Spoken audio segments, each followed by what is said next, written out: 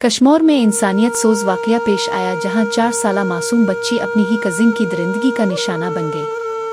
Police के मुताबिक वाकया इस वक्त पेश आया जब बच्ची चीज़ खरीदने के लिए घर से निकली, ताहम इस दौरान उसके कजिन गुलाब नसीरनी ने इसे ज्यादती का निशाना बनाया। पुलिस ने बरवक्त कार्रवाई करते हुए मरकजी मुलजिम गुलाब नसीरनी को गिरफ्तार कर लिया। SHO सफीर जागीरानी के मुताबिक गिरफ्तार मुलजिम ने दौरान तफ्तीश जुर्म का एतराफ़ भी कर लिया है। गुलाबदीना जमालदीन जो पुत्रा मां सां ग़लती थी वई आहे। मां रजिस्ट्रेशन हेठों नसीराणिया ग़लती थी वई, ईमानदीन जो धीउ सां ग़लती थी वई, मां जो ग़लती थी वई आहे। छा ग़लती थी वई आहे? केरु आहे?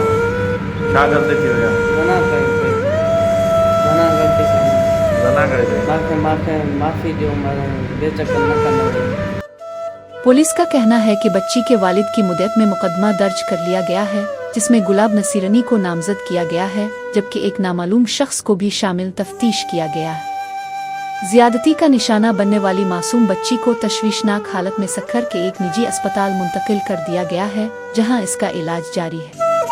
पुलिस ने मुकदमे की मजीद तफ्तीश शुरू कर दी है।